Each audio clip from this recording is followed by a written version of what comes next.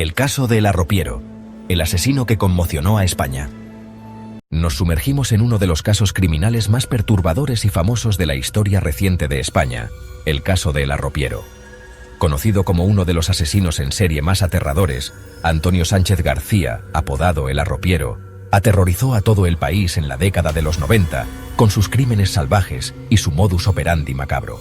¿Quién era el arropiero? Antonio Sánchez García nació en 1961 en un pequeño pueblo de España.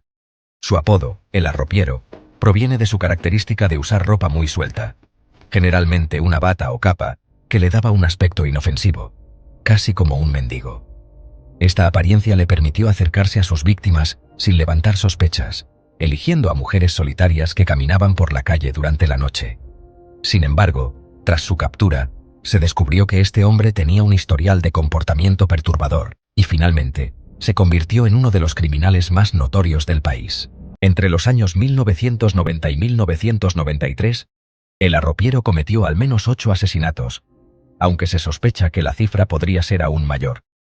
Sus víctimas eran principalmente mujeres, a quienes atacaba de manera muy violenta.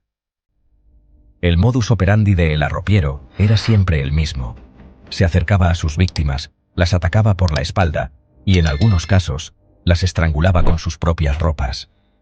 Tras asesinar a sus víctimas, las abandonaba en zonas rurales, muchas veces en un estado de desfiguración. Además de los asesinatos, también se le atribuyen varios intentos de asesinato y agresiones sexuales.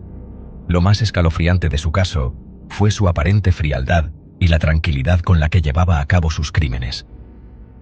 Durante su interrogatorio, se descubrió que el arropiero no mostraba arrepentimiento por sus actos, lo que profundizó el miedo y el desconcierto en la sociedad española.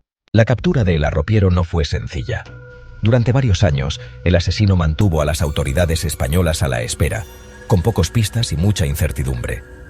Sin embargo, en 1993, tras cometer otro crimen, un testigo lo identificó como el sospechoso y el arropiero fue finalmente arrestado.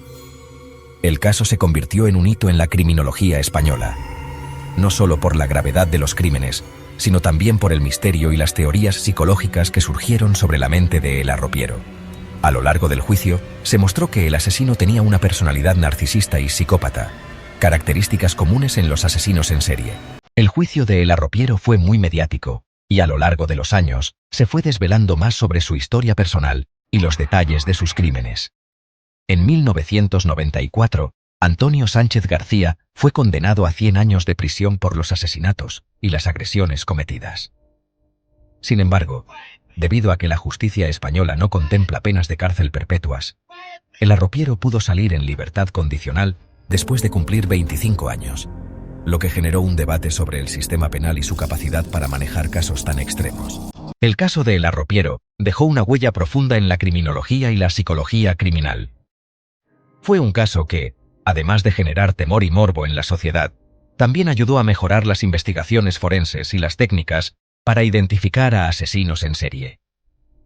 La figura de el arropiero continúa siendo una de las más impactantes en la historia criminal de España, y su caso sigue siendo estudiado como ejemplo de cómo la mente de un asesino en serie puede operar en la oscuridad. Hasta las controversias que aún siguen alrededor de su liberación. Este caso nos recuerda lo impredecibles y aterradores que pueden ser los criminales, y cómo un solo hombre pudo causar tanta conmoción en una sociedad entera.